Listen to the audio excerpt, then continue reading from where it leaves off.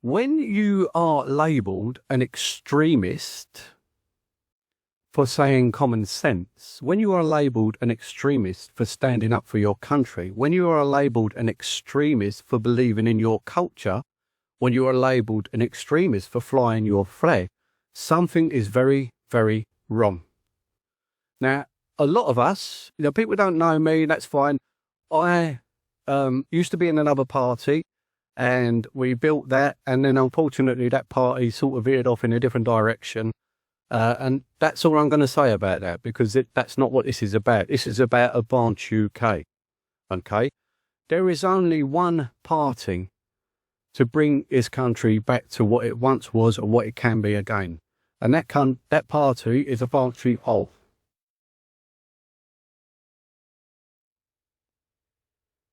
Now, they call me the accidental politician because I'm not a politician. I still don't consider myself a politician. But I got involved in this because I was watching Question Time several years ago, and Starmer and Sunak were going at it over the dispatch box. And I thought, I had this sinking feeling, this feeling of abject despair. And I thought, we're in trouble. We're in trouble. So I looked around and I started to get into local politics about the disparity of some of the areas in Clacton, and possibly the local democracy wasn't serving the people. There are a few people from Clacton here, so I'm going to ask you, put your hands up if you think the Tendring District Council have bit the purpose. Put your hands up if you think Tendring District Council are not fit for purpose. Ah, right, yeah. That's why I got involved in local politics, yeah? Because I'm sick of the nepotism. I'm sick of the gerrymandering. I'm sick of the malfeasance with the finances and everything else. And that's why I got into local politics, because it's always the people who lose out. They call us the service users. No, we are the people. We put them there. They work for us. We must never forget that. That's what democracy is. They represent us and our views. Now, as far as I'm concerned, from what I've seen and what I've learned over the last 3 or 4 years, Tendring District Council is a law unto itself. The Parliament of Britain is a law unto itself. All our MPs seem to be a law unto themselves. They do not represent our views. So when you stand up and you say, well, I don't agree with this, I don't agree with that, I don't agree with, the erosion of our freedoms, the erosion of our culture, or I don't agree with, separate laws for different groups, you're labelled a far-right extremist. Now, we do have a problem with extremists in this country. Without a shadow of a doubt, we have a problem with extremism in this country. But let me assure you, that extremism is not on the right. There are 2 problems with extremism in this country: far left and political Islam. Those are the 2 problems. Now, you can take a sharp intake of breath if you want, because I've just mentioned that I word, but it is true, okay? It is true. We are now living in a community, in a country, where we are very, very dangerously close to the erosion of democracy in the pursuit of some kind of utopian unity. Now, you cannot have different rules, different laws, and different treatment for different people. You cannot have that. That is not democracy. That is not freedom. Okay? So that's why we exist, Advance UK. That's my own personal views. I do not speak for Advance UK. I'm a member of Advance UK. Okay? You're going to hear from Ben later, who does speak for Advance UK, because he is the guy who put his life on the line and set it up. And people like Howard, people like Sarah, people like Mark have all clubbed together and joined this cause, because we know that this cause was right. We thought we were on the right track with something else. Unfortunately, we are no longer on the right track with something else. If you don't want trans men in women's prisons, there is only one party that represents you. If you want all illegal entrants to this country criminals, illegal entrants to this country, detained and deported, there is only one party that represents your views. If you want equality under the law for every single British citizen, there is only one party that represents your views.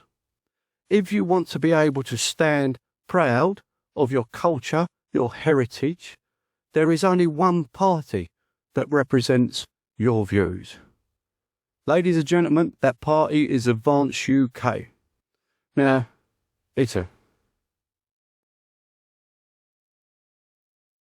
Now, as we know, Advance UK is only a few months old, and from its inception, it's grown rapidly, and we want to keep that growth continuing. So I would urge every one of you to speak to your family, speak to your friends, because only united and together will we ever change anything. And as we all know, this is the last chance. If we go past 2029, with the present state of what's happening, our freedoms will be eroded. You'll be dicked for thoughts. You'll be banged up for thinking.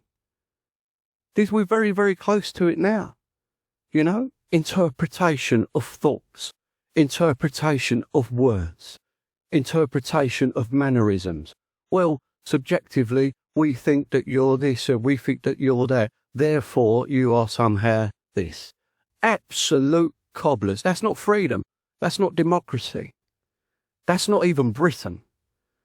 So if we want to preserve our country, our culture and our freedom, there is only one party that represents you. Who do you think that party is? Brilliant. Absolutely brilliant. So what's going to happen today, as I've given you a couple of housekeeping rules or, information, is we're going to hand over. Mark's going to speak for 10-15 minutes on his favourite subject and to yourself. And then we're going to hand over to Sarah, who's going to speak for 10-15 minutes on her subject. Sarah's going to leave us at half-time because she has another engagement in the middle of town, I believe. And then we're going to have a little brief break, and then we're going to come back and we're going to hand over to Howard, who's going to kindly introduce Bing. That's why we're all here. You don't want to listen to me. I don't really want to talk to you. Not that I don't love you. I just don't want to talk to you because I haven't prepared anything. I haven't written anything down. There's no point in writing anything down. Look, I wrote this down last night. I thought, I don't know why I'm doing that. I'm not even going to look at it. I don't even know why I'm doing that. There is so much on here that I want to say, and I'll go afterwards. I'll go, oh, I should have said that. Oh, I should have said that. Oh, I should have said that. There's no point. We all know why we're here, and we all know what we believe in, and we all know what we want. So without further ado, I'm going to hand it over to our very own bowler-hatted farmer, Mark Byford. And also, Mark deserves some congratulations. Mark's got a little announcement to make about acceptance into over to you. Hello, everybody. How are we doing? Okay, my name's Mark, as known as on social media as a bowler hat farmer. I want to talk to you about, at this point, about something which came up yesterday in freedom of speech. We've got a bit of a buzz on here. I don't know if you can. I put an announcement video out, which some of you may have seen, about me joining the college, and we was 8 weeks in process getting us into the...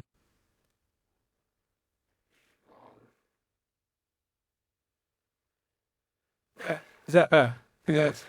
It's proper. True team technical 10. Okay.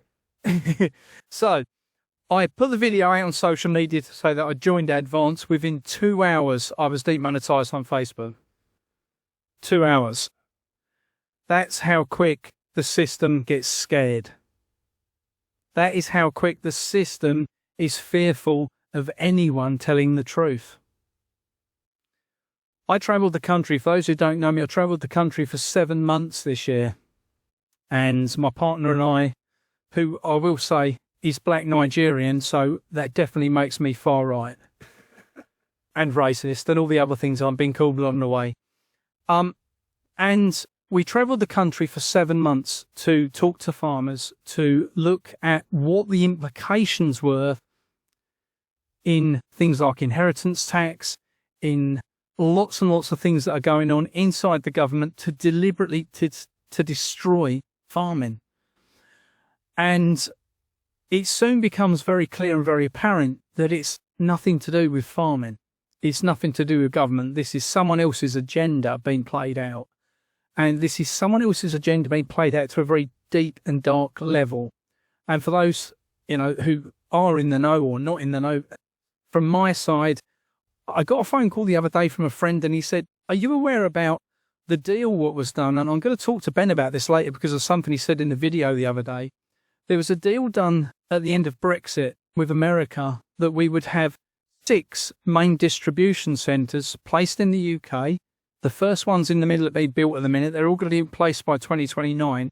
They're all owned by Amazon, and these will deliver your food directly to you and cut out every farmer that exists. That's what we're up against. The level of deception, corruption is untrue. Now, I don't know about you guys. I'm not taking part in none of that. I'm not taking part in digital ID. I'm not taking part in no cash society. I'm not part of that. I'm very much on my own journey, and if the government doesn't want me to be part of that, that's fine by me. However, what I started to realise, and I was in Derbyshire actually, and Alex, who's at the back of the room, will clarify it, and it became clear. Alex and I went out and we went to visit some farms where they were putting solar panels on farms. 10,000 acres, 10 out of quality agricultural land. And the guy we went out to see, the first guy, I know we're not allowed to talk about him, are we, Alex? Because he got a slapped wrist and said, you're not having that conversation on video. And we were not allowed to put the videos out. But we've seen this all over the country.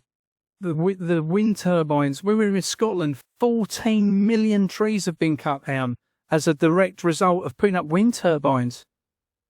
In Scotland? In Scotland. To save the planet? Really? I don't think the planet's in trouble. I think we are. Honestly, 14 million trees. There was complete mountains where every tree was culled to put wind turbines up. If you haven't been up there, you would not. I would have never believed it if anyone had sent me any, photographs. But we toured up. We did Land's End to John O'Groats, and it was scary. Really, really scary what was going on in the name of net zero.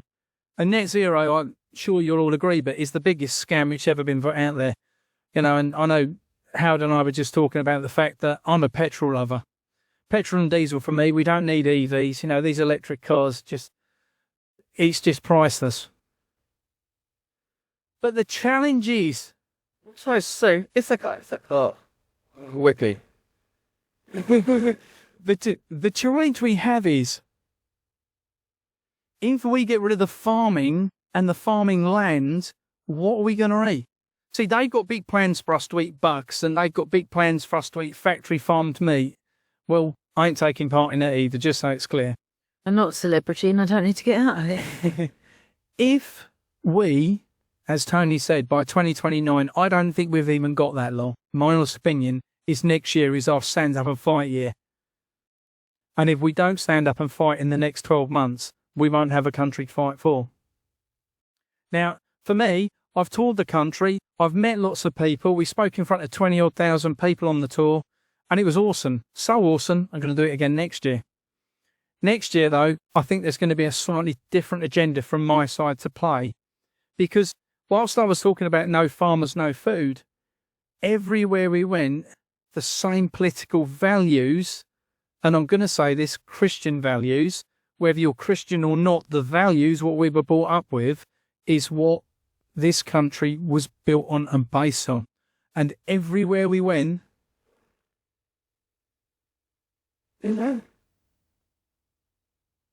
every solitary place we went, people said the same thing. Our values have been eroded.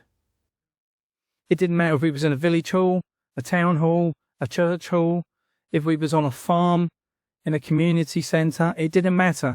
Everyone across the whole of the UK gave us the same message back. And it was really as a result of that, when I got back and I contacted Floss and said, Floss, because we'd met when I think Ben was in Wellingborough when I first met with Ben. And I said, I think I need to be on the college.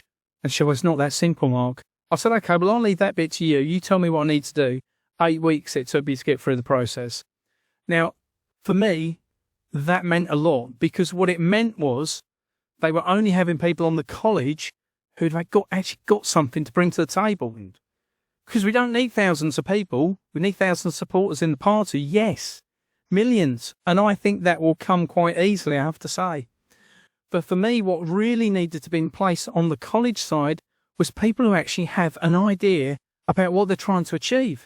See, the problem is we've got in the farming community at the minute is DEFRA is completely led by people with a white collar who have got a degree and a master's in weird and wonderful things like gay science or something that have got no idea at all.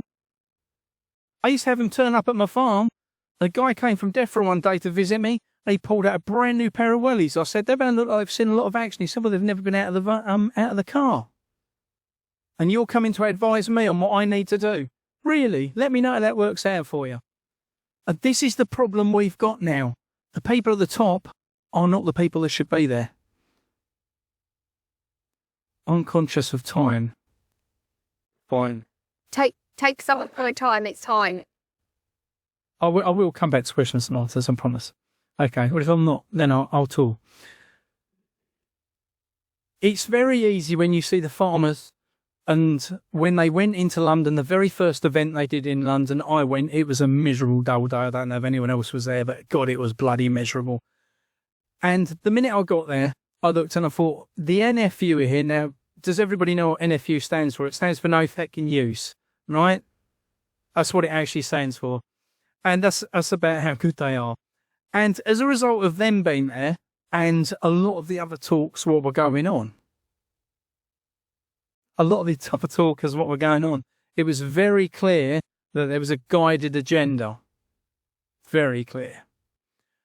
And once you see how many politicians went on stage and what they were asked to speak about before they went on stage, it becomes very clear that there clearly is an issue to deal with outside of farming. Now, the reason I say is because as we travelled the UK, and it's easy to look at the bad stuff, and it's also easy to look at the bad things what are happening in our country. And I'm going to say this, and it will go against a lot of people and what they think about our beautiful country. I travelled the country for 7 months in a 38-year-old camper van with my partner. We travelled for 7 months, and not 1 second of that 7 months on the road did we ever come across any issues.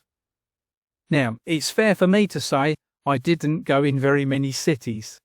I did 2 talks inside London. I was escorted in and escorted out by a particular couple who said, "I don't think that's very safe for you to come here." You're probably right, it's not.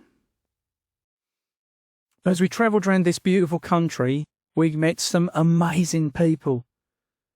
Genuine British people that just want really good things to happen for their country. But apparently that's a crime. Now for me, as I travelled around the country, and I say doom and gloom sells, doesn't it?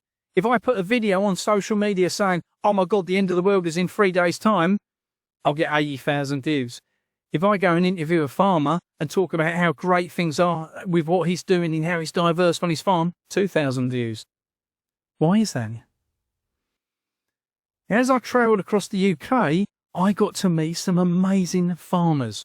Farmers that are what I'm going to call on the transition. And that transition isn't wearing a dress on a Friday night, because that's frowned upon. Not. This was by people that are coming away from the commercial, chemical farming. They're turning back 100 years in farming and going back to growing and producing lots of different things, not just monocrops on the farm. They're going back to producing vegetables, a novel concept. See, I have an issue with farming, and when I speak out, most farmers get the arse with me because, as far as I'm concerned, wheat, barley, sugar beet, oats, maize and rape are only commodity crops you grow to feed the supermarket supply chains crap what they poison you with when you buy it, okay? For me, food is fruit, veg, meat, eggs, dairy. Is that fair? Okay. Or in the right room. So as a result of that, as we travelled around the country, and, you know, I have been outspoken towards the farming community as well as on behalf of the farming community. And I remember we got onto this farm in Cornwall, and the guy said to me, he said, "I know all about you. You're just a bloody troublemaker." Well, I said, "You're probably right." But he invited me into his house. We stayed with him for two nights. And while we sat down and talked through things, he could start to understand where I was coming from. And by the time we left on the third day, he said to me, "I think we might put some of the farm back to growing vegetables and get some animals back on." I said, that's all it needs. See, the problem is, at this point in time, if we continue to go down the road beyond the agricultural side, we're going to have an issue. By 2029, we will not have any animals left in the UK. Just to give you an idea of how that's playing out at the moment. So at the moment, we've got these terrible, and I do mean terrible, diseases that are sweeping across Europe at the moment, called bird flu, TB, and blue tongue, which are all mythical. They're a bit like unicorns. They may well exist. They're a bit like COVID. Will they kill us all? I don't think so. The challenge we've got is that people it's completely died now, back in the room, it's completely bought and paid for. All that knowledge. All the vets, what they're getting, all the English vets are stepping out of DEFRA because they know that it's flawed. PCR testing is done. It doesn't work. It's a joke. So what they're doing is they're bringing in all the vets from Spain and Portugal who want to get into the UK because they'll do what they're asked to do. This is what we're up against, guys. Farming community is in a desperate position at the minute. And if you really, really, really want to support what's going on with the farming community, I'll give you two options. One is, do not go into a supermarket. Wherever possible, buy whatever you want from outside a supermarket. Direct from the farmer, a box scheme, you know, whether that's a mobile van coming round, whether that's a market, farmer's market, whether that's whatever that looks like. Just don't support the supermarkets. Tesco's this morning announced that during this time of, you know, challenges for the general public, they've cut back and they've only earned 2.83 billion. Isn't that nice? I didn't make the 3. No. So guys, this comes down to us. That's one of the things. Now the other thing is, we set up a CIC to assist the farming community and the transitions what they've got to make. And we've set up foodfindershub.org. For those who don't know about it, check it out, foodfindershub.org. It's a system where all the farmers can list themselves on what they sell, and you, the general public, can go there and you can buy directly from a farmer. Now, we've set this up with the intention to ask those who want to support it to donate £1 a month. You can do it on the site. There's a donation button on there. That's the equivalent to me rocking up at your house once a month and sitting down and having a cup of tea while you boil a kettle. Because that's about what it's going to cost you soon to have a cup of tea. So for me, to get the chance to come to Clacton after they asked me to, you know, finally join the college, I was delighted. I'm only in Bury St Evans, so for me it wasn't early miles to come here today. I'm more or less on home turf as far as I'm concerned. I think we're in for a busy year. And I do mean we, as in the population of the country that wants to see change. Guys, this is down to us. Be busy.